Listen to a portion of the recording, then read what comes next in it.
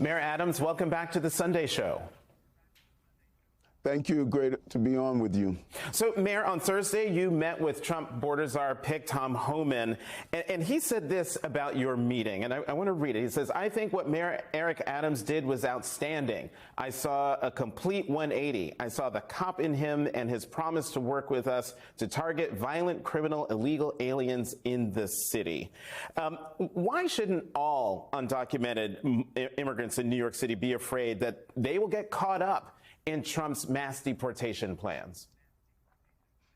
Well, first, this is something that I was talking about long before this election, and that is repeated violent offenders that are wreaking havoc not only on everyday citizens, but migrants and asylum seekers. I think they violate their right to be in our country. And this is not about going after every undocumented person here. That's not my role. New York City and this country actually has been a country of immigrants, and we should put people on the pathway to citizenship. And the American people have spoke loud and clear. We have to fix our immigration problem and secure our borders, and that's what we're going to continue to do. Jonathan, we tell our immigrants here that use police services when you need them, use our medical institution, educate your children, because they pay taxes while they're here, and those are the services their tax dollars allow them to receive. So let me just clarify something here, because you've said that the city's sanctuary law should be changed, and I'm asking this because right now the law says that ICE can file for permission to detain someone, quote, when they believe an individual in DOC, Department of Correction custody, is subject to removal from this country. That's very broad. I mean, anyone who has come into the country, quote unquote, illegally is subject to removal from this country. So again, given the reading of the reading of that, why shouldn't undocumented immigrants, the ones who you were just saying pay taxes and send their children to school, why should they not be afraid that they could be caught up in mass deportation plans? Yes, and let's be extremely clear on something. Mayor Koch was the first one that created our sanctuary cities law. Mayor Bloomberg made some modification, but the previous administration stated under no circumstances should use city resources to coordinate with ICE for deportation issues. That was wrong, and that is the part that I want to modify. Many dangerous gangs are in our city. ICE would like to go after them. We should be coordinating to go after dangerous people. We have a dangerous Venezuelan gang that has participated in all sorts of crime. And when you take that away, leading up to the investigation that is needed to identify these individuals and to remove them, that's problematic. And that is the part of the sanctuary city law that I'm very clear on that I want to modify. And I've been saying this for quite some time. So I'm a little curious on why people stated that this is a new phenomenon with me. Mayor, let's talk about what seems to be your sort of warming relationship with the president-elect. And I just wonder, is there a connection between your federal indictment on campaign finance fraud charges and your apparent shift towards him?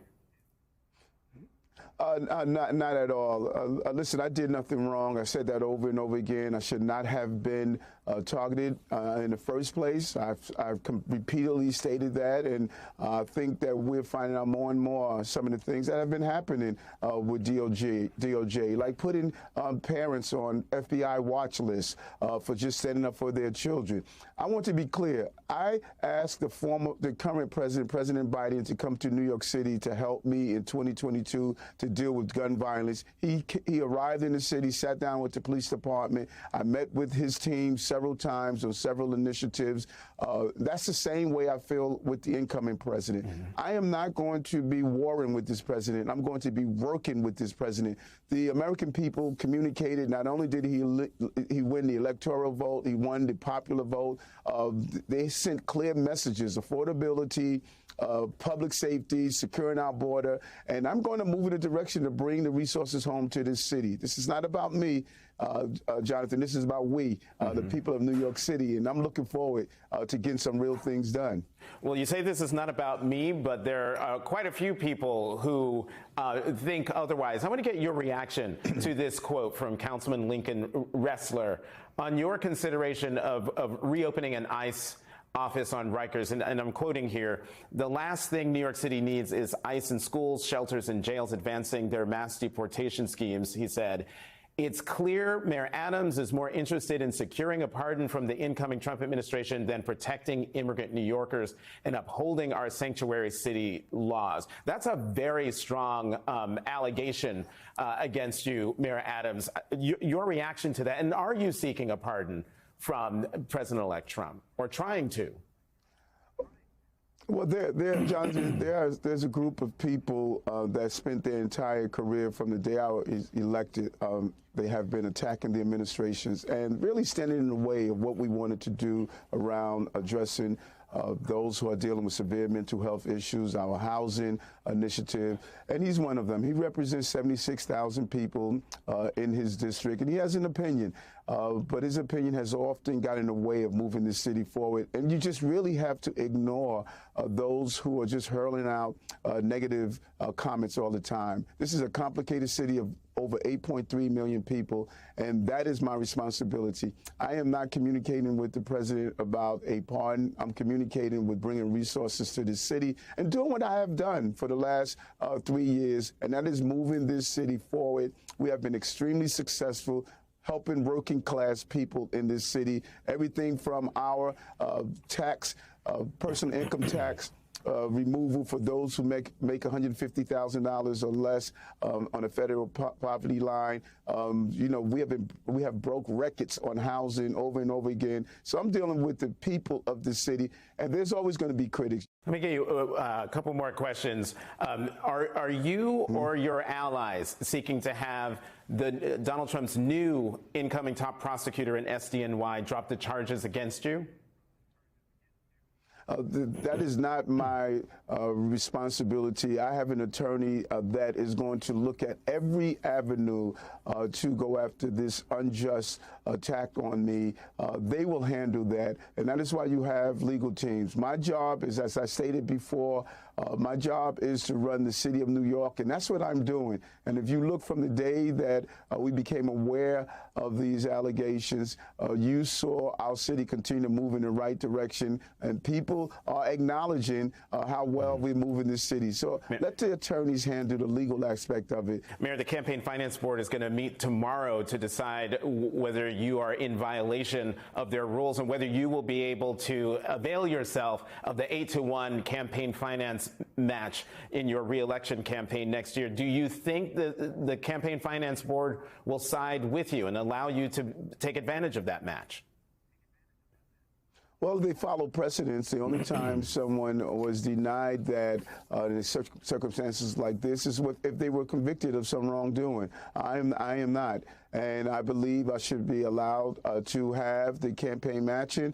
But we're moving ahead no matter what happens. They have the role that they must make a decision. I have a role of continuing to do what's needed to be reelected. Final question for you, Mayor.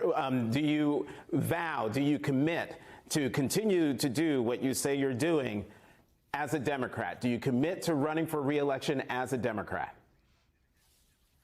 Yes, I ran I ran as a state senator as a Democrat. I ran as a borough president. I ran as a mayor as a Democrat. When I show my love for this country by saying the first party that I'm a member of is the American Party. When I take a pledge of allegiance, when I took the pledge when I got in office, I pledge allegiance to the flag of the United States of America, not to a party. And I'm going to continue to be true blue to my party, but I'm also a true blue working class person, and it's time for Americans to come together. Let's come together as one country and resolve the problems that we're facing. But yes, I'll be running as a Democrat, but as I stated before, I'll say again, the first party I'm a member of, that's the American Party. Eric Adams, the 110th mayor of New York City, thank you, as always, for coming to the Sunday Show. Thank you.